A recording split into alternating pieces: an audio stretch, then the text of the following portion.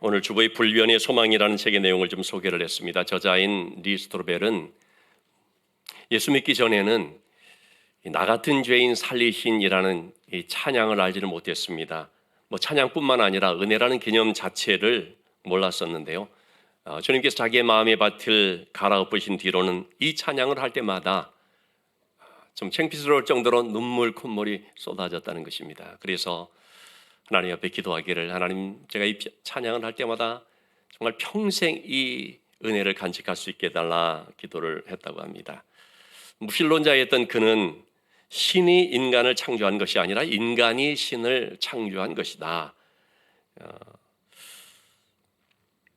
죽음을 두려워하는 인간들이 막연한 희망을 얻어보려고 자비로운 신과 행복한 천국을 지어냈는데 그건 다 허튼 소리다, 이렇게 단정을 했었습니다. 그 결과 그의 삶에는 절대적인 기준이 없었기 때문에 한마디로 엉망진창의 삶이 되었죠. 부도덕하고 술에 찌든 또 저속한 자아도취에 빠진 파멸로 치닫는 삶이 되었다고 말합니다. 그러던 어느 날 아내가 교회를 다니게 됐습니다. 그러자 시카고 트리뷴지 기자였던 그는 성경이 사실인가, 예수의 부활이 믿을 만한가 하는 것을 심층 취재하게 됐습니다.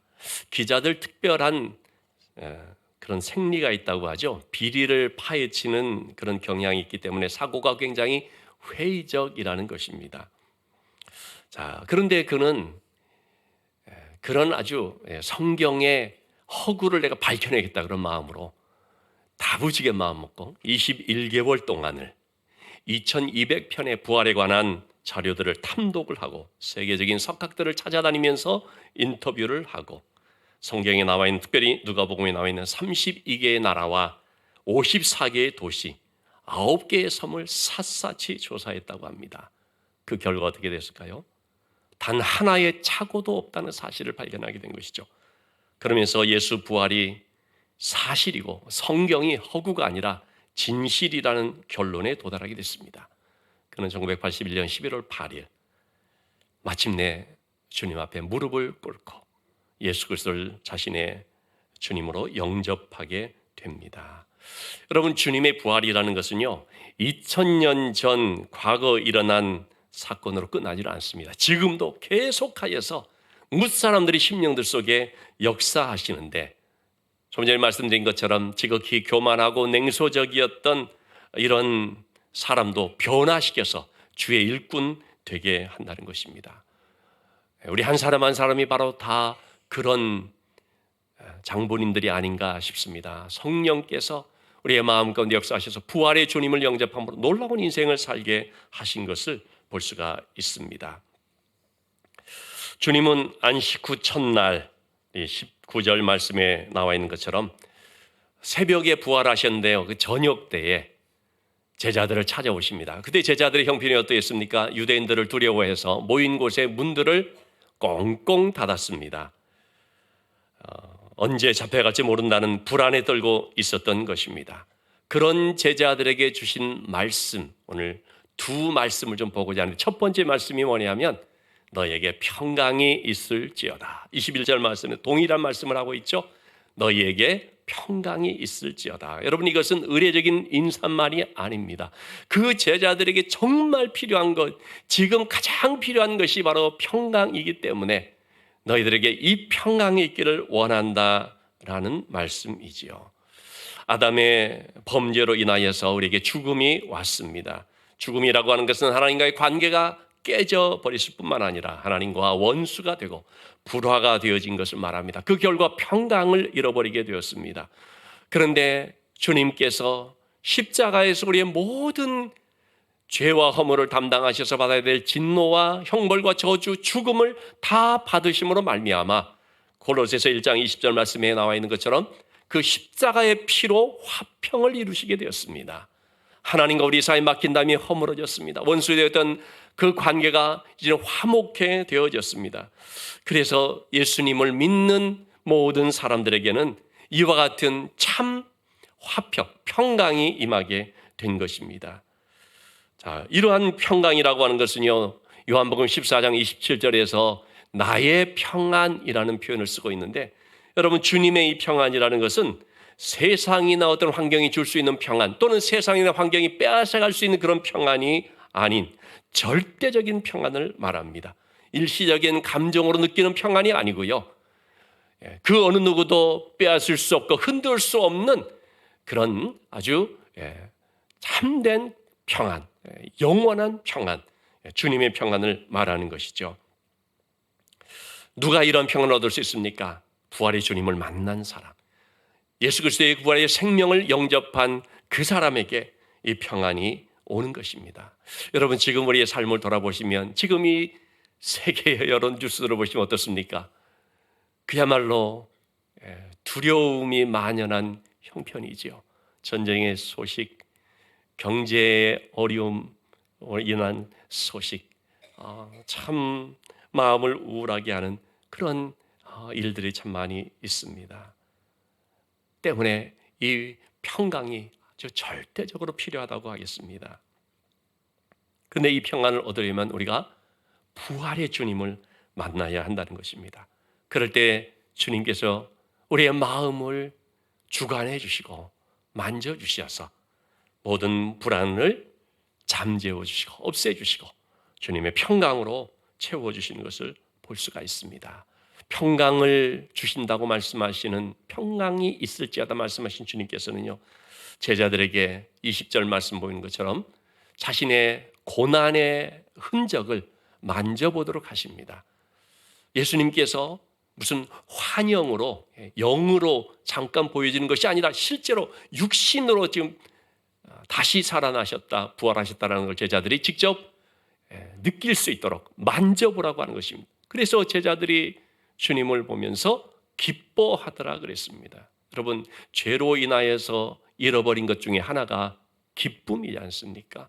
에덴 동산이라고 하는 이 복된 삶을 잃어버렸을 때 우리에게 찾아온 것이 바로 기쁨을 상실한 슬픔, 또 아픔, 고통들이지 않겠습니까? 그런데 그런 모든 죄의 삭슬 주님이 다 담당해 주시고 그 죄의 권세를 이기시고 부활하심으로 말미암아 그 주님을 만난 자들 속에는 기쁨이 회복이 된다는 것입니다. 세상이 알 수 없는 기쁨, 세상의 그 무엇으로 살 수 없는 참 기쁨을 우리가 회복하게 됩니다. 여러분, 오늘 우리를 불안에 떨게 하는 것, 여전히 두렵게 하는 것이 있습니까? 그게 무엇일까요?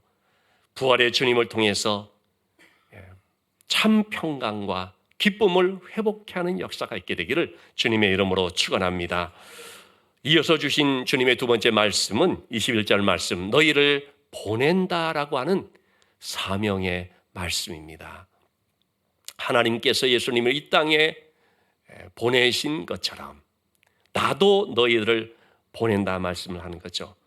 누구를 보낸다는 것입니까? 문을 닫고 움츠려 있는 제자들을 어디로 보냅니까? 세상으로 보내는 것입니다. 그들이 두려워했던 세상, 어둠의 권세가 지배하는 세상, 빛을 싫어하는 그 세상, 바로 그런 세상으로 주님께서 보낸다 말씀하십니다. 여러분, 주님의 부활이라는 것은요, 절망에서 소망으로 바뀌어지고 슬픔에서 기쁨으로 바뀌어진 거대한 반전의 스토리라고 할 수 있습니다.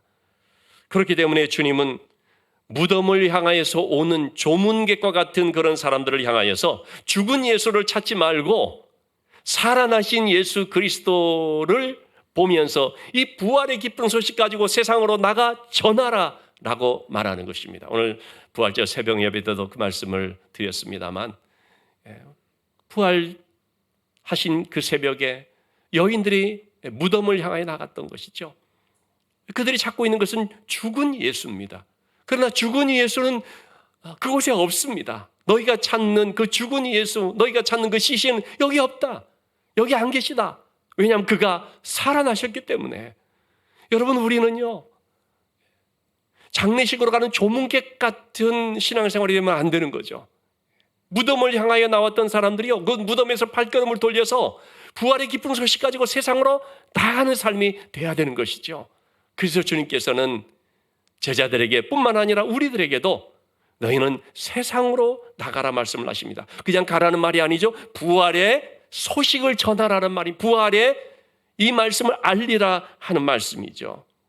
때문에 여러분, 부활을 목격한 자는요, 반드시 무덤을 향해서 가던 발걸음을 돌려서 부활의 소식을 가지고 세상을 향해 나가게 됩니다. 왜냐하면 이보다 더 기쁜 소식이 없기 때문입니다. 사도행전 1장 8절에서 주님은 너희가 내 증인이 되리라 말씀을 하시는데, 이 증인이 된다는 것이 어떤 증인입니까? 바로 부활의 증인을 말합니다. 여호와의 증인이라는 이단이 있지 않습니까? 그 구절 자체가 잘못된 것입니다. 여러분, 우리는 여호와의 증인이 아니고 예수의 증인인데 어떤 증인이냐? 부활의 증인인 것입니다. 자, 그래서 예수님께서는 세상으로 가라 말씀하시면서 너희는 증인이 되라 이 말씀을 하시는 것인데, 여러분, 그런데 이런 증인이 되기 위해서는 어떻게 해야 됩니까? 먼저 무장해야 됩니다. 내 힘으로 안 되기 때문입니다. 어떻게 해서 우리가 증인의 삶을 살 수가 있는가? 방금 전에 보신 말씀처럼 오직 성령이 너에게 임하시면 너희가 권능을 받고 예루살렘과 온 유대와 사마리아 땅끝까지 이르러서 내 증인이 되리라. 그 말씀처럼 우리가 먼저 성령을 받아야 되는 것입니다. 그래서 주님께서는 이어서 말씀하신 것이 22절 말씀, 숨을 내쉬며 이르시되 성령을 받으라.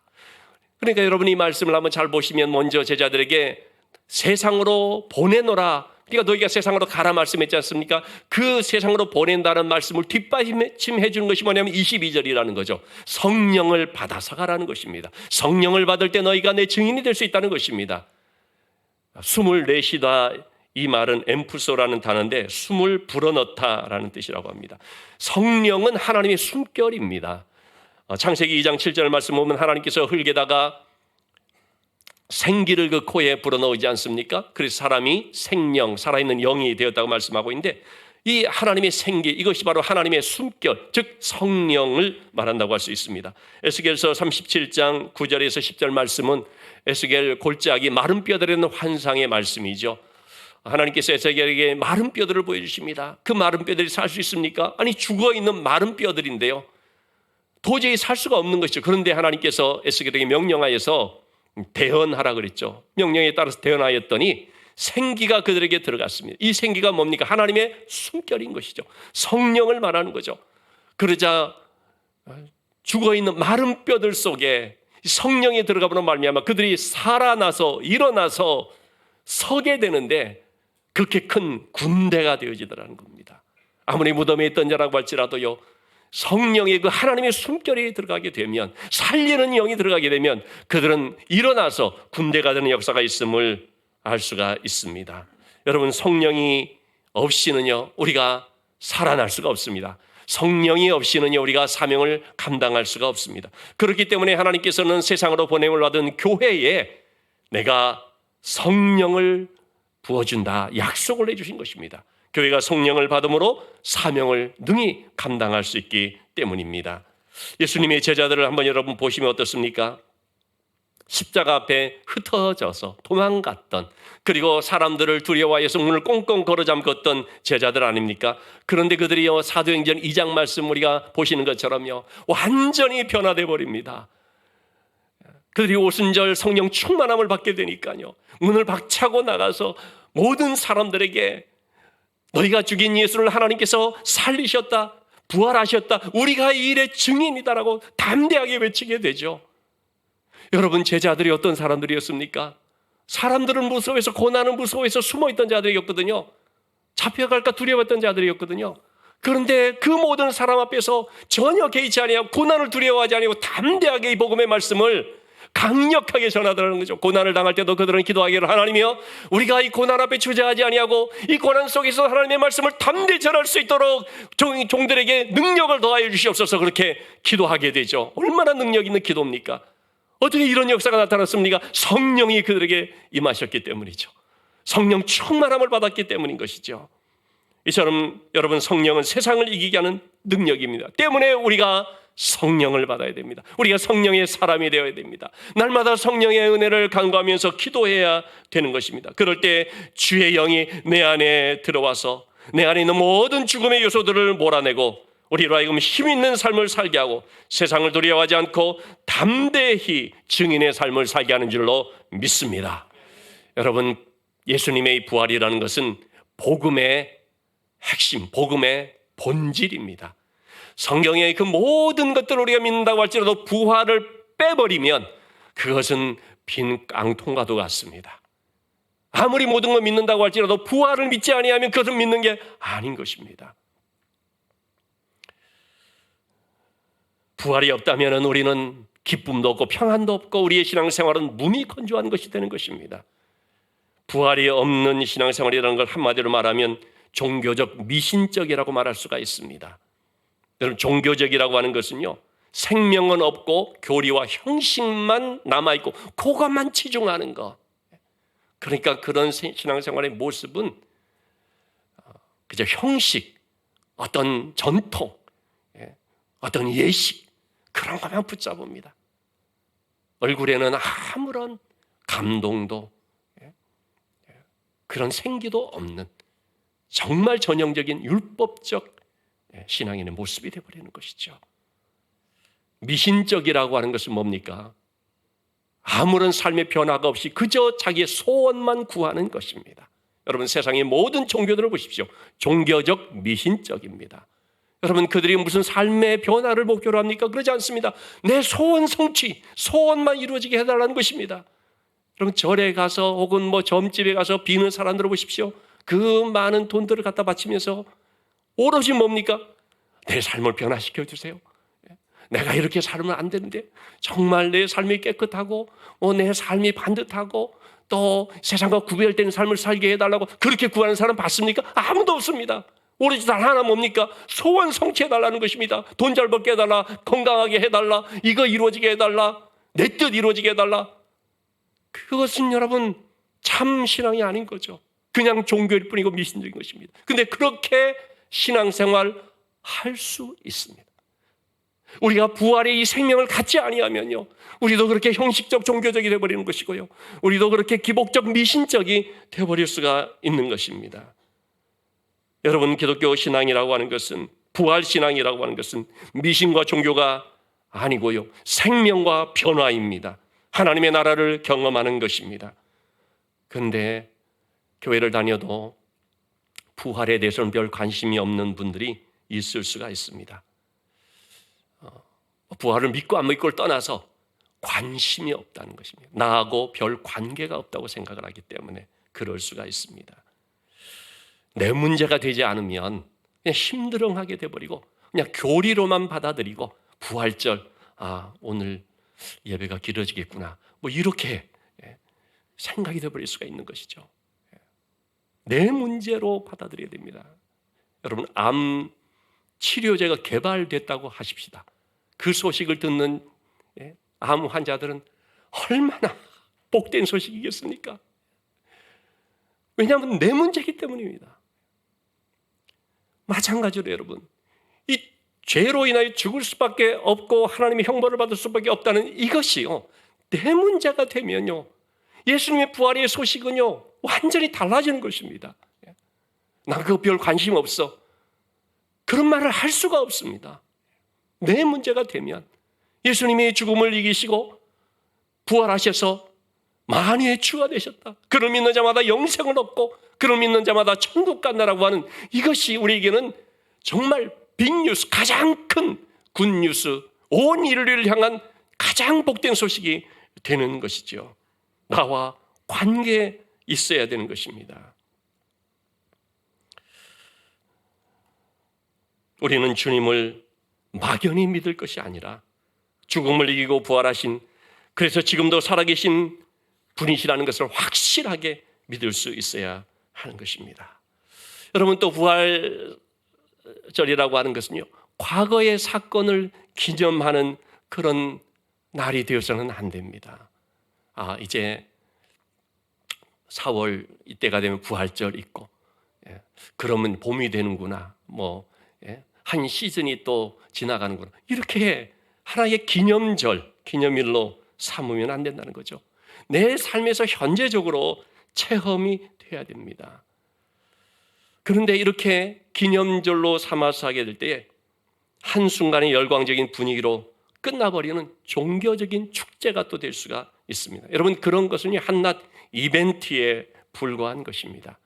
지속적인 양육과 성장이 이어지면서 삶에서 이 열매가, 성령의 열매, 신앙의 열매가 맺어져야 되는 것이죠. 한때 에즈버리 부흥이라고 하는 것이 화제가 된 적이 있습니다. 2023년 2월 달에, 지금부터 3년 전이죠. 미국 켄터키주 에즈버리대에서 16일간 이어진 연속 예배를 말합니다. 당시에 7만 명이나 되는 사람들이 그 대학 채플에 참석을 하는, 몰려들어서 기도하고 예배를 이어갔다고 합니다. 그때 각종 매체에서, 우리나라에서도 굉장히 화제가 됐는데요. 무디 시대에나 볼 수 있었던 부흥운동이 21세기 미국에서 이렇게 일어났다고 하면서 열광의 도가니가 됐습니다. 그런데 지금 어떻게 되었을까요? 제가 한 기사를 봤는데요. 유튜브 채널인 스타라이트 리스트라고 하는 이 채널에서 에즈버리 부흥 그 이후라고 하는 내용을 다루었습니다. 당시에 수천 명의 사람들이 회심을 고백했는데 그들이 지금 과연 신앙생활 잘하고 있는가, 이걸 추적하고 면담을 하고 그리고 이제 정리를 하게 됐는데, 그때 이렇게 회심을 고백했다고 하는 그런 사람들이 신앙을 유지하고 있는 비율이 얼마나 되는가? 12%. 100명 중에 12명. 그것은요, 일반적인 전도 집회 유지율 15%에서 20%보다도 낮은 것이었다고 합니다. 그러니까 그때는 참 막 열광에 빠지면서 뭔가 굉장한 신앙 부흥이 되는 것처럼 보여졌는데, 그게 하나의 이벤트가 되지 않으면 어떻게 해야 됩니까? 이어져야 되는 것이죠. 그런데 보니까요, 100명 중에서 88명은 다 떠나버리고 12명만 남았다는 거 아니겠습니까?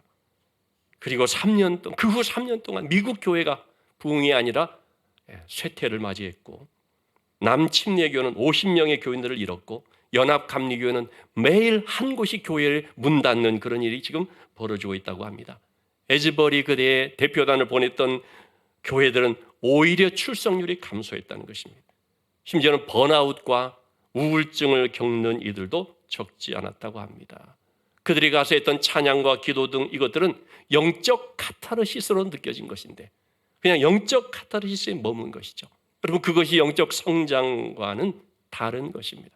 오늘 새벽에도 그런 말씀 드렸습니다. 무덤을 찾는 여인들이 예수님의 시신을 붙잡고 실컷 울음을 울고 나면 속은 좀 후련해질지 모르지만, 예수님이 그렇게 영적 카타르시스를 주기 위해서 이 땅에 왔느냐? 그게 아니라는 것입니다. 근데 여러분, 그렇게 신앙생활하는 사람들이 종종 있습니다.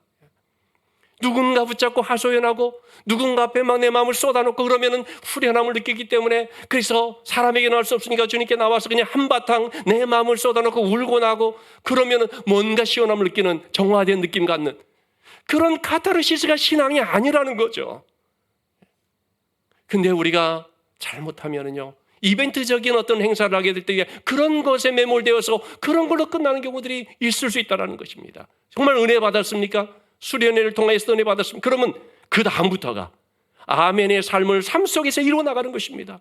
그 삶에서 계속해서 말씀의 양육을 통하여서 성장하며 그러면서 열매를 맺는 신앙으로 점점 더 변화되어 가는 것이죠. 저는 정말 제 인생에서 잊을 수 없는 그 놀라운 이 구원의 사건, 대학 시절 한인 수련회에서 너무나 큰 은혜를 받고 그 다음에 제가 했던 기도가 이게 여기로 끝나버릴까 봐 너무나 두려웠었던 그런 기도가 이것이 삶에 이어지도록, 그리고 또 하나님의 은혜를 주셔서 그래서 참 계속해서 성장할 수 있었던 그런 기억이 있습니다. 여러분, 정말 중요한 것은 계속하여 양육과 훈련을 통해 성장해 가는 것입니다. 그래서 이 유튜브 채널에서는 이렇게 지적을 하고 있습니다. 교회가 제자 훈련보다 감정적 경험에만 치중해서 벌어진 문제였다. 여러분, 이렇게 우리가 한낱 어떤 행사 혹은 과거의 일을 기념하는 그런 식의 예배로서 끝나버린다면 그것은 우리의 신앙 성장과는 관계없을 수 있다는 걸 기억해야 됩니다. 부활의 신앙이라는 것은 단지 부활이 있음을 믿는 것이 아닙니다. 부활하신 그 주님이 나와 함께 하심을 믿는 것이고, 그분과 함께 걷는 삶을 말합니다. 다시 말하면 부활을 살아내는 것입니다. 그것이 구체적으로 뭐냐? 고린도서 4장 8절에서 11절의 말씀을 보면 우리가 사방으로 우겨싸움을 당하여도 쌓이지 아니하고 답답한 일을 당해도 낙심하지 아니하고 박해를 받아도 버림받지 아니하고 거꾸로 들림을 당하여도 망하지 않는다고 말하고 있습니다. 그래서 예수의 생명이 우리 죽을 육체에 나타나게 하려 함이라. 여러분, 현실의 삶이라는 것은 우리로 하여금 사방으로 우겨싸움을 당하고 답답한 일을 당하고 거꾸로 들림을 당하는 일들이만 있지 않습니까? 이 가운데서 우리가 부활의 생명을 가지고 살아가는 것이 절망하지 아니하고 낙심하지 아니하고 거꾸로 들림을 당하지 아니하고 포기하지 아니하고 예수의 그 생명을 가지고 믿음으로 살아갈 뿐만 아니라 고난도 이겨낼 뿐만 아니라 내 죄와 싸워나가면서 세상 속에서 하나님의 자녀답게, 빛의 자녀답게 그리스도의 부활의 증인으로 살아가는 그것을 말하는 것이죠. 여러분, 우리가 바로 이 삶을, 이 부활의 삶을 살아내야 될 줄로 믿습니다. 예수님의 부활을 기점으로 하여서 그 이전과 이후가 완전히 달라졌습니다. 썩어짐의 종로로 타던 가운데서 세상의 부활의 새 생명으로 참 가득한 그런 시대가 시작이 되었습니다. 우리 역시 마찬가지입니다. 부활의 주님을 만나게 될 때 슬픔과 운명을 극복하고 기쁨과 감사의 삶을 살며 성령을 힘입어서 세상을 이길 수 있는 능력의 삶을 살게 되고 천국의 소망 가지고 위의 것을 바라보면서 사명 감당하는 삶이 되는 줄로 믿습니다.